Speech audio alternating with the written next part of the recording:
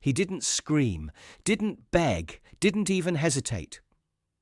Prince George just ran. Through the corridor, past stunned staff, straight to the guard. And with tears streaking his face, he gasped the words that froze the entire West Wing. "She locked Charlotte in the dark again." The guard didn't ask questions. He moved. And 10 seconds later, the nursery door wasn't locked anymore. So before we show you what happened when protection outranked protocol, and the moment a royal guard shattered centuries of restraint with just one kick, tell us this. If you heard those words from a child, would you knock? Or would you kick the door down too? The evening corridors of the West Nursery Wing always settled into a familiar rhythm. Doors hushed shut, shoes softened on carpet runners, staff voices low and composed. Warm Sergeant Idran Cole had come to recognise the tempo like a well-rehearsed waltz. Story time at 6:30. Bath doors click shut by 6:45. Lights dimmed to amber by 7. He didn't check the time tonight. He didn't have to.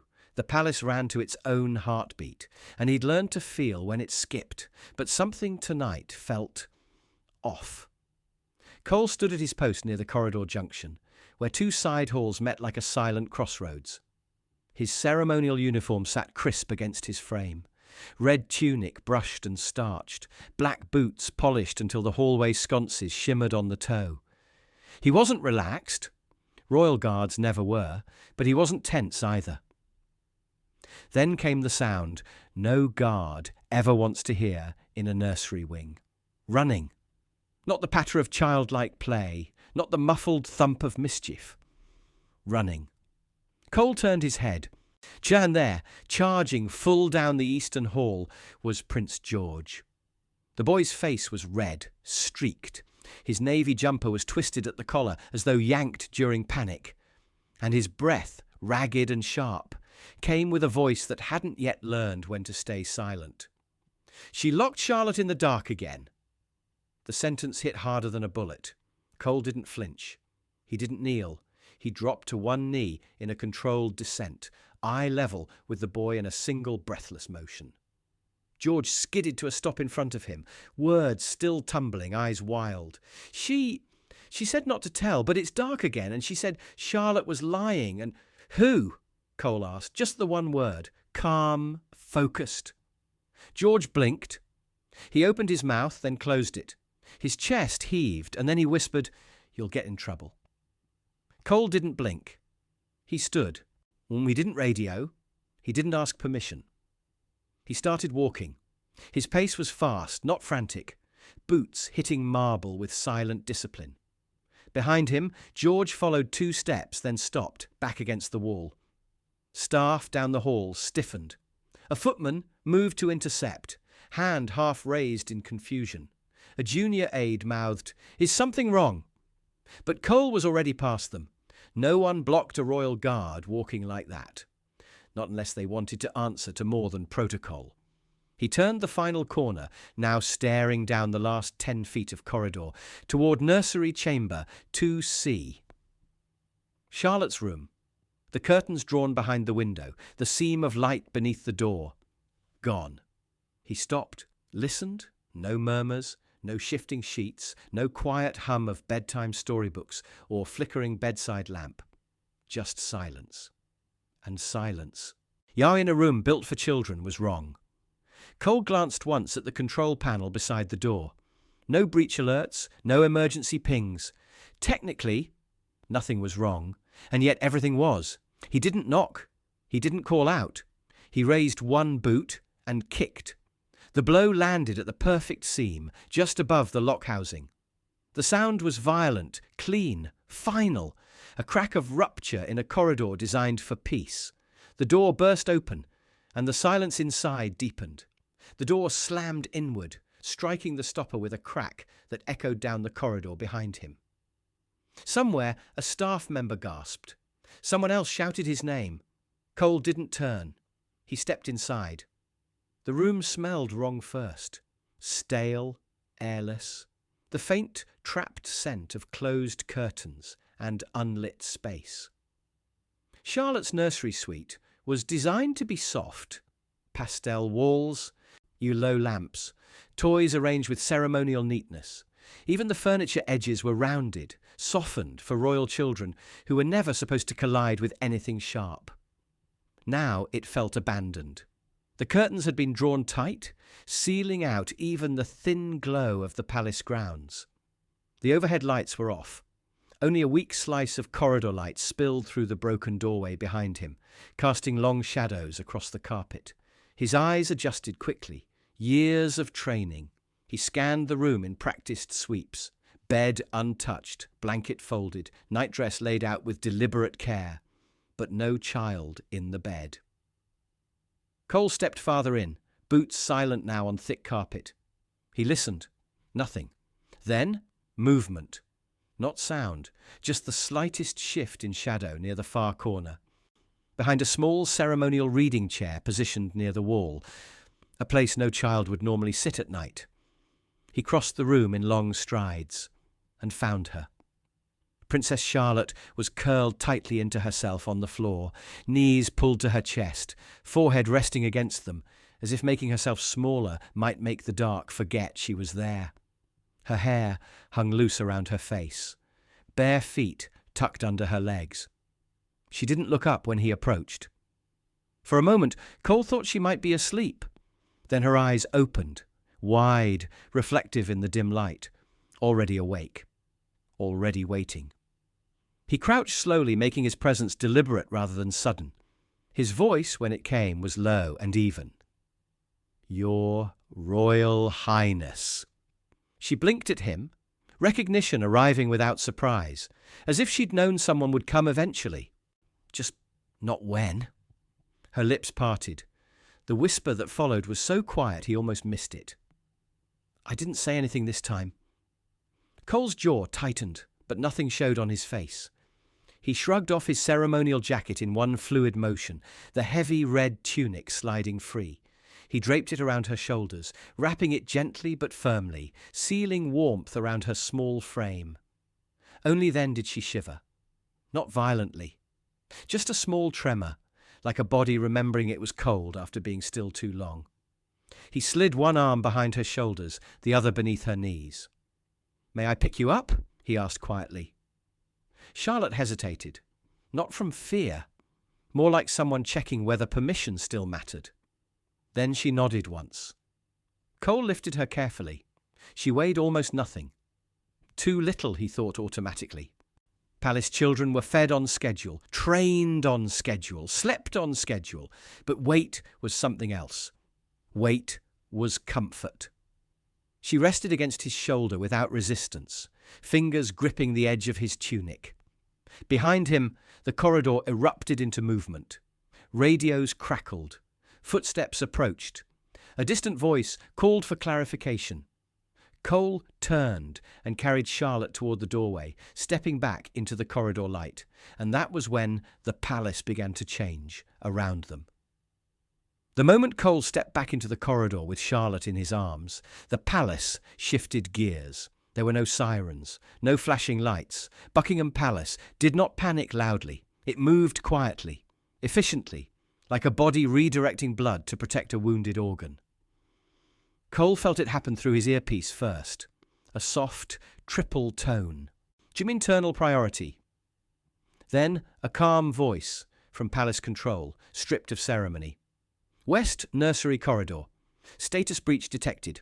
Identify." Cole adjusted his grip slightly, keeping Charlotte secure against his shoulder. Her fingers clutched the fabric of his tunic, knuckles pale against the red wool. "Sergeant Cole," he replied evenly, walking forward. Princess Charlotte recovered from unlit, externally secured chamber. Child distress observed, initiating relocation. Silence followed, not confusion, processing. Then, "Copy, stand by." Ahead of him, two footmen instinctively stepped aside, pressed back against the wall. A nanny emerging from another suite froze, eyes widening at the sight of Charlotte wrapped in a guard's jacket. Cole kept moving. Behind him, maintenance staff were already closing in on the damaged nursery door. And no shouting, no scrambling, just swift containment. His radio crackled again. Security escalation level 2 authorized. Child welfare protocol engaged. Locking corridor access points. Down the hall, Cole heard the soft, magnetic thuds of doors sealing. Access routes shifted automatically. Elevators changed priority. Civilian staff movement rerouted without explanation. To anyone unaware, it would look like routine evening adjustments. To those who knew, the palace had decided something serious had happened. Charlotte stirred slightly in his arms. "It's bright," she murmured, voice thick with sleep and relief. Cole glanced down briefly. Her eyes were half closed now, tension slowly leaving her shoulders as they moved farther from the darkened room. "You're safe," he said simply. Halfway down the corridor, a familiar figure appeared at the intersection ahead. Queen Camila. She stepped into view, expression already sharpened with irritation, clearly drawn by the disturbance. "What on earth is going on?" she demanded, eyes flicking from Cole to the open nursery door behind him. "Why are alarms?" Then she saw Charlotte, wrapped in a guard's jacket, carried through the corridor like an emergency evacuation. Camilla stopped. Her expression shifted. Not guilt, not fear. Annoyance, as though inconvenience had interrupted something routine. "She was being dramatic," Camilla said briskly, stepping forward. "Put her back. She needs to learn." Cole didn't slow. He didn't acknowledge her at all. He walked past. A calculated, professional non-response that landed harder than any argument. Behind him, Charlotte stirred again, her voice barely audible. It wasn't the first time. The words drifted into the corridor air, and several staff members within earshot went completely still. Camilla's explanation died on her lips. Cole kept moving. Ahead, palace aides were already opening access to the secure guest wing. Medical staff hurried quietly into position. Protocol had finished debating. Protection was now in command. In the adjacent chamber, dimmed to calm the eyes of exhausted children, Princess Charlotte lay beneath a cotton blanket on a padded exam table. A female medic hovered nearby, taking silent vitals. A security aide stood just outside the door. But across the corridor, outside the medical suite, on a small bench, nestled against the nursery wing's curved inner wall, Prince George sat alone. His legs swung just slightly above the floor. His shoes were scuffed, one lace untied. The cocoa in his cup had gone cold. He hadn't touched it. Sergeant Idran Cole wasn't the one beside him now. Palace protocol assigned a lower-ranking guard to child proximity during formal assessments. That guard, a younger man named Finley Dorr, kept his distance but stayed close enough. George sniffled once, wiped his nose with his sleeve and stared straight ahead. "Will she be in trouble?" he asked finally. Dorr blinked. "You mean, Princess Charlotte?" George shook his head. "Her?" Dorr didn't answer. He'd been trained not to speak where speculation could become doctrine, but George wasn't really waiting for reassurance. "She says Charlotte's too soft," George murmured, more to himself now. "That mummy makes her weak, because she cares." He rubbed his hands together in his lap. His knuckles were red, not bruised, just raw from tension. His voice dropped lower. "She said, if I ever told, then Charlotte would get worse punishments." Dorr leaned forward just slightly, not to crowd, just to show he was listening. George didn't look at him. "She said tiredness wasn't real, that Charlotte was playing everyone. That yawning in front of staff made the family look undisciplined." He hesitated. "That if we didn't correct it now, she'd grow into shame." His breathing hitched again. He clenched his fists tightly. "I didn't tell last time," he whispered. "She locked her in the bathroom with the lights off. Said she could come out when she remembered how to act." Dorr blinked. George's voice cracked. "But it was really dark tonight. There wasn't even a nightlight. And Charlotte's not scared of the dark. She's scared of what happens after." The bench creaked as door adjusted slightly, posture tightening. George finally looked up at him. "She didn't cry even then," he said. "But I did." Silence stretched between them. Not awkward, not unsure, just full. Then George's voice softened to something almost afraid. "Am I going to get in trouble for saying it now?" Dor took a breath. He knew what he was supposed to say. He also knew what mattered. "No," he replied gently. "You're going to sleep in a safer palace than yesterday." George looked at him for a long time, unsure whether to believe it, but he didn't argue. He just finally set the untouched cocoa down on the bench beside him and leaned his head slowly against the wall. By the time Prince William entered the corridor, the palace had already begun reorganizing itself around the breach. Staff parted with the kind of silence that wasn't born of etiquette, but of instinct. When a senior royal walked with that much purpose, no one asked questions. They just stepped aside. William's sleeves were rolled. His collar was open. He hadn't come from a formal dinner. He hadn't come from an office. He'd come from wherever he was the moment he heard Charlotte was carried out. At the midpoint junction, Sergeant Cole was waiting, still in full uniform, minus the jacket that now rested over Charlotte's shoulders inside the medical suite. He didn't salute. He just said, "Sir." William stopped in front of him. His face was unreadable, but his jaw was tight, and his hand twitched at his side. "Report." Cole delivered it cleanly. External nursery access breached. Lock engaged from outside. No internal response. Child located in chamber. "I know lighting. No guardian present. Child verbal. Minimal response. Disoriented but stable." William didn't interrupt. Princess Charlotte stated it wasn't the first time. A breath caught in William's chest, but he didn't exhale it. Instead, he said quietly, "Who's in the corridor?" Queen Camila arrived during extraction, attempted verbal engagement. I proceeded with recovery. William nodded once, then walked. Camilla stood in the corridor near a small side alcove, flanked by 2 senior aides and an advisor who looked increasingly like he wished he were somewhere else. Her hands were folded neatly in front of her. Her blouse was pale grey. The pearls she wore had belonged to someone more beloved, though neither of them said it aloud. When William approached, she was already speaking. This is being turned into something it's not," she said, her voice even. "Charlotte has always been sensitive. A tendency toward performance, emotionality. Catherine overindulges it." William didn't blink. "You had her in a locked room. She was resting. Discipline requires clarity. Darkness encourages stillness." "She's not a painting, Camilla." She gave a short sigh. "You're reacting emotionally. I'm responding paternally." His voice dropped just slightly. "You do not have the right to use confinement." "I have every right. The household accords the Queen Consort. And if we want a future monarch raised with dignity and control." "You don't get to define dignity anymore." He didn't shout. He didn't move closer. But the space around them shifted just slightly, because his restraint wasn't weakness. It was pressure. Camilla's gaze hardened. She's being raised too softly. One yawn turns into defiance.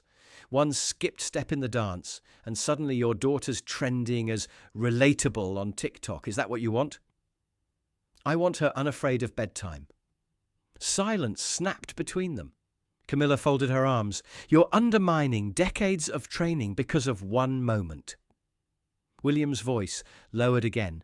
"It wasn't one moment. It was the moment after. When she didn't move, when she looked up at me and whispered she didn't want to be bad. That moment, Camilla, is when every royal tradition you think you're protecting died on the floor of a locked nursery." Camilla stepped back, just a fraction. She recovered quickly. "I will discuss this with your father." William's answer was a razor. "You'll discuss it with no one.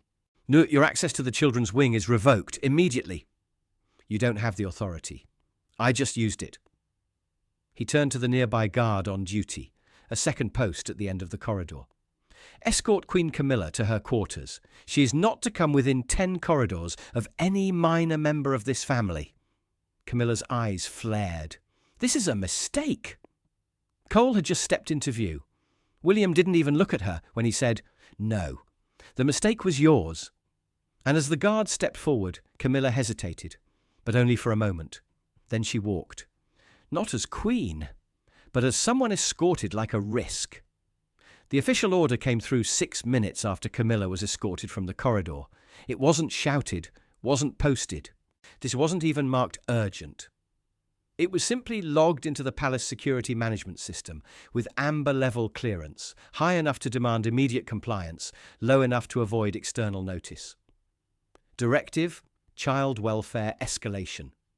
Subject: Princess Charlotte. Action: Corridor. Lockdown: West Nursery Wing. Note: Breach of minors' welfare conditions confirmed. Initiate internal review 14B. Temporary revocation of consort-level access to child-facing quarters. It didn't say why. It didn't need to. The flags attached told the story. Medical evaluation had returned a preliminary report. Charlotte's vitals: stable. No acute injury. But she had used the phrase again. That was enough. Inside the secure guard reporting room, Sergeant Cole sat at the secondary terminal, not the one he used for daily logs, but the internal witness registry. He input facts only. Time of approach: 1941, room 2C, nursery access, locked from exterior, no staff presence, internal light state fully off. Child response: verbal, minimal movement, calm, but withdrawn. Child statement: I didn't say anything this time. He didn't speculate. He didn't editorialize. But in the free text field at the end of the report, he typed one additional line. Child appeared in a state of suppression, not defiance. That line would be quoted 3 times in the internal review summary. It would end up written quietly, permanently, into the Internal Royal Welfare Policy Manual. A new subsection was already being drafted by aides. Under no circumstances shall a minor member of the royal family be confined, isolated, or placed in an unlit chamber without medical necessity and full dual parental consent. The phrasing wasn't revolutionary, but it was now codified. Within the hour, the nursery wing was quietly sealed. A subtle but clear padlock was affixed to the nursery door, not for punishment, for evidence preservation. Internal investigators needed to understand how long the chamber had been lightless, whether it was sealed manually or electronically, whether other staff had known. Cole wasn't told the results. He wasn't meant to be, but he was the reason they were looking. Across the palace, in private quarters, Catherine sat with Charlotte now, wrapped in softer linens beside a warmer lamp. The girl had not asked to go back to her room. No one had offered. George had fallen asleep just outside their door, on a small couch, with his head slumped against the armrest. A guard sat beside him, reading a page of chess theory. The palace was no longer operating on ceremony, it was operating on correction, and the guard's report, filed without judgment, without flourish, had been the first weight on the lever. Nothing dramatic, nothing scandalous, just enough truth applied with force. The sun rose exactly on time over Buckingham Palace, but nothing else did. At 7 a.m. the first sign came quietly. Queen Camilla's name was absent from the internal event docket. Not moved, not rescheduled, removed. No schoolroom visits, no ceremonial briefings, no photo opportunities with the royal grandchildren. Her access credentials to the children's wing, standard for all senior family members, had been digitally revoked overnight. Only 2 people in the system could authorize that. Both had. Staff noticed, but no one commented. In a palace where silence was second nature, nothing said everything. Inside one of the secure guest suites, Princess Charlotte stirred beneath a cotton duvet, trimmed in soft gold embroidery. Her room smelled different now, fewer florals, more fresh laundry. The lighting was softer. Nothing flickered, nothing buzzed. A single book rested on her side table, half open where she'd left it. It had been read to her the night before, gently, without condition. Her eyes opened slowly. She blinked at the ceiling, then turned. Kate was there, still seated beside the bed, still watching, still awake. Charlotte didn't speak.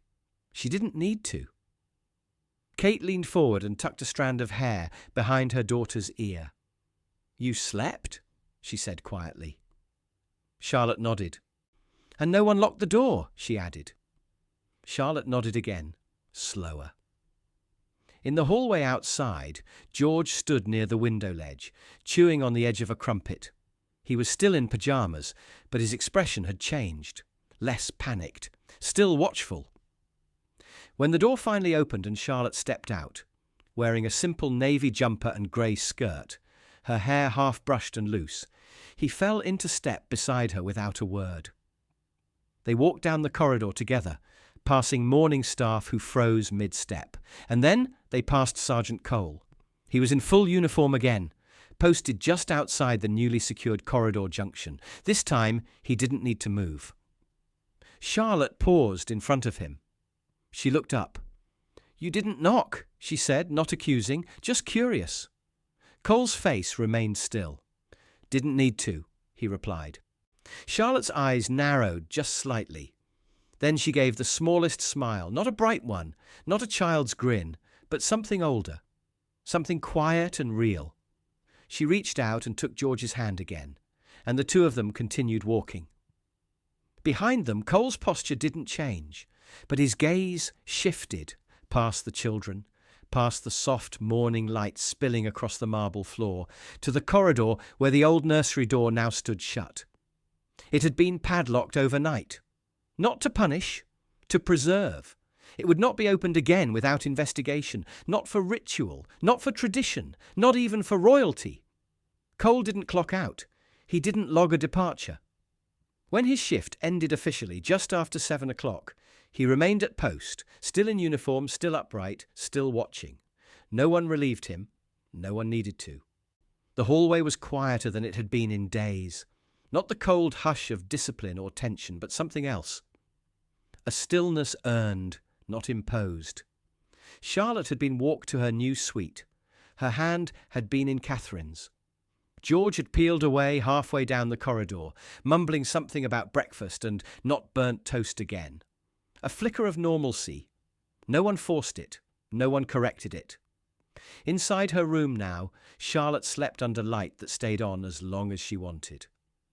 The other room, the nursery that had once held her under lock and shadow, remained sealed. A discreet inspection team had logged their arrival, examined the panel, confirmed the override used.